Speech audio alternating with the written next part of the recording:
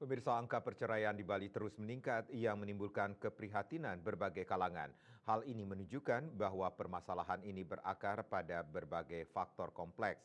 Komunikasi yang buruk dan ketidakcocokan menjadi faktor utama penyebab terjadinya perceraian. Data dari Pengadilan Negeri Denpasar, angka perceraian di Denpasar dan Kabupaten Badung masih mendominasi dalam perkara perdata di Pengadilan Negeri Denpasar.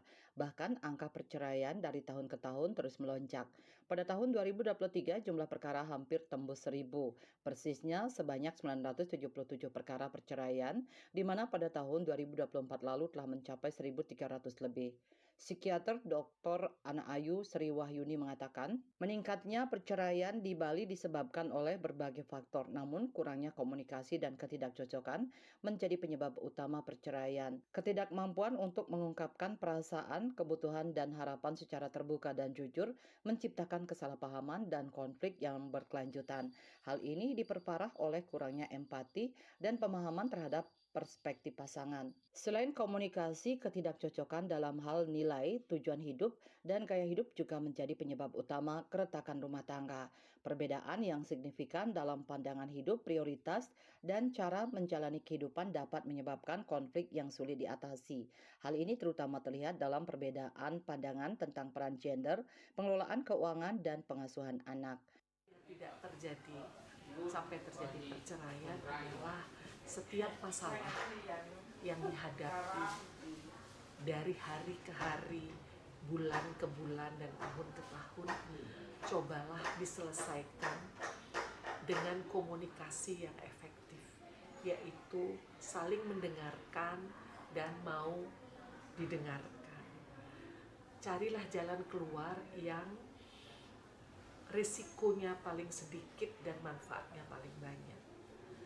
Jika itu tidak bisa diselesaikan berdua, jangan mencari pihak ketiga yang ada hubungannya baik dengan pihak laki-laki maupun pihak perempuan.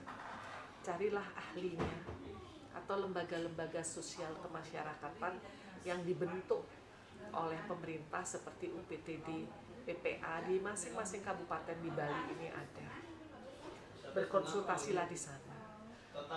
Kalau itu belum ada perbaikan, mungkin dari pihak UPTD PPA ataupun pengelingsir adat di sana, ataupun pergi ke psikolog menyarankan untuk terapi marital counseling, lakukanlah. Ya, akan ada evaluasi-evaluasi yang bisa menguatkan. Tetaplah berpikir bahwa jangan pernah melihat sisi negatif saja. Lihatlah sisi positifnya setiap peristiwa dalam kehidupan perkawinan.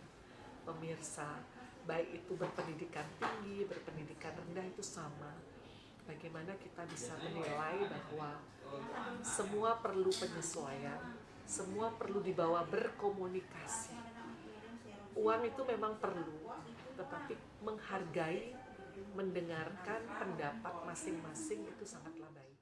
Untuk mengatasi masalah ini, pentingnya untuk melakukan konseling pernikahan, komunikasi secara terbuka, mencari bantuan profesional, membangun kepercayaan, dan menghargai perbedaan. Memahami penyebab utama dan menerapkan langkah-langkah pencegahan yang tepat diharapkan dapat mengurangi angka perceraian dan menciptakan keluarga yang lebih harmonis dan bahagia. Bunga Widrayani, Bali TV.